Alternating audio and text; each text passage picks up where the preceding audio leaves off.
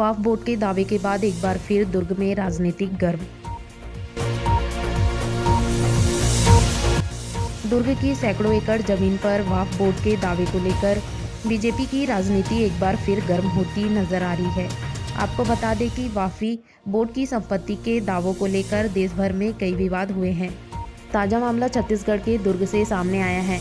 राज्य वक्फ बोर्ड ने दुर्ग शहर के नयापारा, कायस्थपारा, प्रेस कॉम्प्लेक्स, तहसील कार्यालय, पंचशील नगर के विभिन्न खसरा नंबर की सैकड़ों एकड़ जमीन पर अपनी स्वामित्व को लेकर दावा किया है, जिसको लेकर छत्तीसगढ़ की राजनीति एक बार फिर गर्मा गई है। ऐसा माना जा रहा है कि छत्तीसगढ़ सरकार को घेरने का एक और मौका बीजेपी को मिल गया है।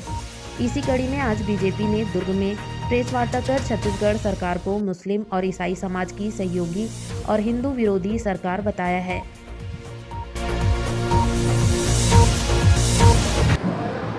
वक्फ बोर्ड रायपुर द्वारा 2020-21 में माननीय राजस्व न्यायालय में आवेदन लगाए थे। उसमें हमारे दुर्ग नगर के बहुत से लोगों के प्राइवेट ज़मीन, प्राइवेट दुकान के इलाके को इश्तिहार में दिया गया था कि क्या ये वक्फ बोर्ड के ज़मीन है, और 15 तारीख इश्तिहार के सुनवाई दावा आपत्ति का अंतिम तिथि था। उस दिन 1711 लोगों ने इस आवेदन के विरुद्ध में आपत्ति दर्ज कराए। आज हम प्रेस कॉन्फ्रेंस इसलिए ले रहे हैं कि वक्फ बोर्ड किस आधार पर एप्लीकेशन लगाया। फिर वक्फ बोर्ड का सीईओ बोलते हैं कि हमने इस तरीके के आवेदन नहीं लगाए।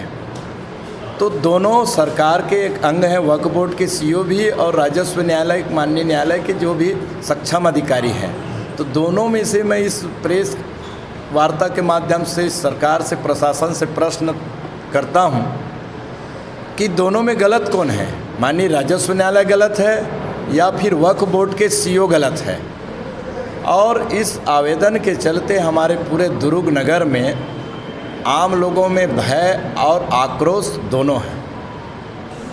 और दुर्भाग्य बात है कि नगर निगम की संपत्तियां भी हैं, लेकिन नगर निगम के निर्वाचित जनप्रतिनिधि, महापौर और न ही यहाँ के आयुक्त अपने संपत्ति के संबंध में राजस्व न्यायालय में कोई भी एप्लीकेशन नहीं लगाए, जो संदेह पैदा करता है।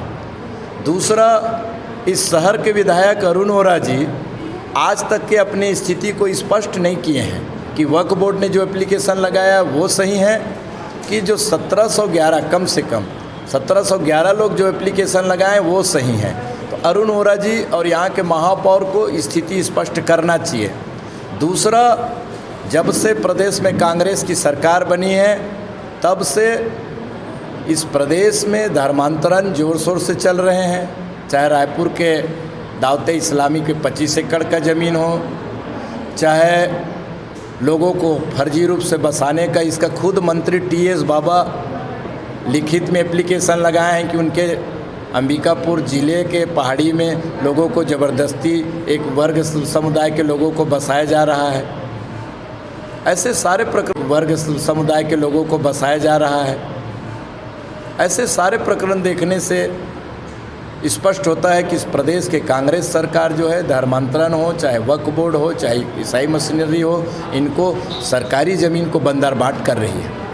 क्या आप सीधा आरोप लगा रहे हैं कि कांग्रेस जो है इसमें शामिल है? कांग्रेस शामिल है क्योंकि सरकार में बैठे हैं। सरकार में बैठने के बाद में अपने पास में प्रमाण है दुर्ग वाले केस में, लेकिन इन लोग किसी को पनिशमेंट नहीं दे रहे हैं। दो पक्ष है तो कोई एक पक्ष गलत होगा। आने वाले समय में विधानसभा चुनाव को लेकर के, इस मामले को लेकर के चुनाव में क्या आप लोग उसमें सहभागिता रहेगी या क्या ये मुद्दा बनेगा?